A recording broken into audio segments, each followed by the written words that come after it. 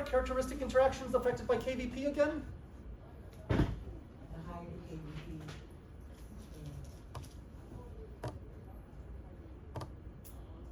What was the All right, question? so how are characteristic interactions affected by KVP?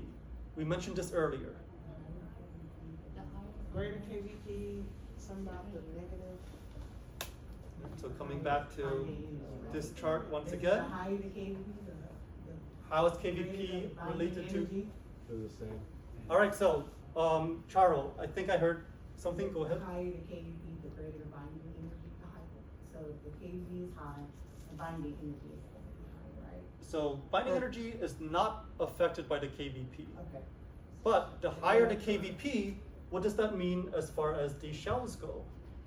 They're going to be in the innermost shell. The higher the KVP. The higher the further KVP? electron in the innermost shell. The inner, Go ahead, Matsi. the higher the KVP, the more inner shell it's gonna be. All right, so the higher our KVP, the more inner the shell we can affect, right? So if our KVP is only 5, we can affect shells up to M, but we can't do anything with L, we can't do anything with K. As our KVP goes up, now we can start kicking out the L shell electron. As our KVP goes up, now we can start kicking out the K shell electron. So the higher the KVP, the stronger the electron, and they can go to a more inner shell because it has higher KVP. Correct. more So the higher the energy. KVP, the more Energy. inner we can go to kick out the electron. Okay. Right? If our KVP is really low, we can only go this far to kick out the electron.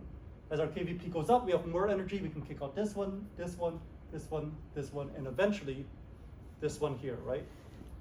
So if our KVP is 69, what is the highest, or what is the most inner shell we can affect? L shell.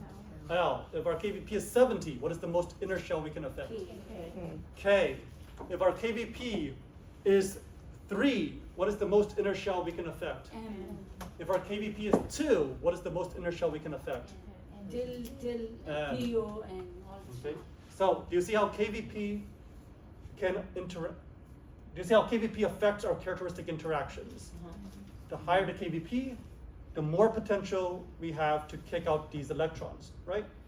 If we're able to kick out these high binding energy electrons, we can create high energy X-rays. So, if we do a hand X-ray, and your hand X-ray is set to 55 kVp and 2 mass, will any of those X-rays be coming from K-shell interactions? No. Right? It's only going to be coming from L shell and below. Say it again, please. If the KVP is 55 and the mass is 2, will we see any K-shell interactions? No. No, because 55 kVp is less than 69.5. The mass had nothing to do with it. Mass has nothing to do with it. Okay. So do we see how KVP affects characteristic interactions?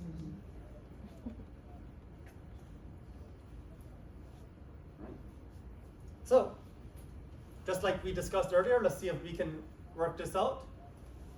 Veronica,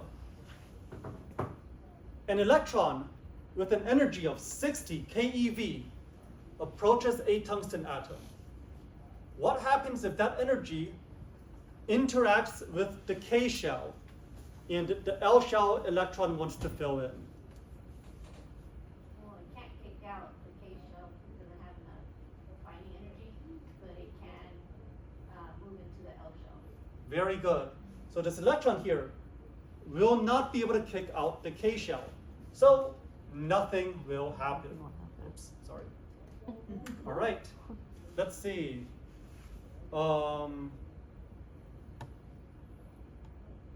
Shamika, if this 60 keV electron interacts with the L shell and the M shell electron is willing to fill in, what will happen?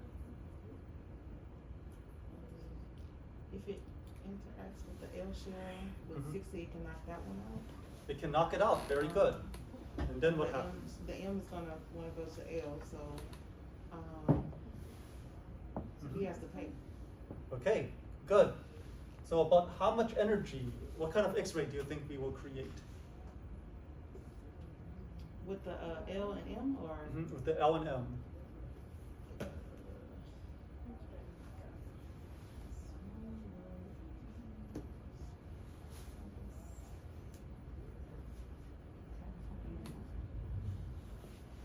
So am I subtracting the L and the M, or? Mhm, Okay, correct. so it'd be 9.28. 9.28, very good.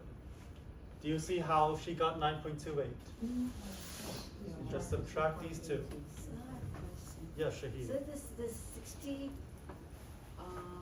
the 60 kilovolt atom or electron got rid of the 12.1 kilo. Yes. So if that got rid of it, then and we created a space there for 2.8 to move in. Correct. So if there was nothing there, the 2.8 should move in freely. Why does it have to pay? It always needs to pay, right? Even if there's a free space. Yes, it needs to pay. Because- So that space is not zero. So See now it's So been the picked shell- out, it's not there anymore. the shell, it costs this much to move into the Rent shell, you have to pay. right? Doesn't matter, right, if the electron is there or not, it costs that much to move in, right? Just because the house is empty doesn't mean you can just move in for free, right? Oh, I You need to see. pay. So just because there's an empty space does not mean you will move in freely. So there's no calculation of the 60 kilovolt that is hitting to the L shell. There's no calculation for that. What do you mean? Because it's the 60 kilovolt electron or atom. Oh, sir? so you're asking about when it hits here? Yes, sir. Right, there's no calculation because this doesn't move. I see. 60 is not enough to remove this. This stays, this can't come in, so there's no calculations. Okay? So, first figure out, does the electron leave? And if the answer is yes, then how much energy will we produce? How much energy will the X-ray have? Okay, so, Mansi, 60 keV electron interacts with the L shell, but this time the N shell electron wants to fill in. What will happen? Well, it's gonna kick out the L shell Mhm. electron. The N shell will have to pay. I don't know how much.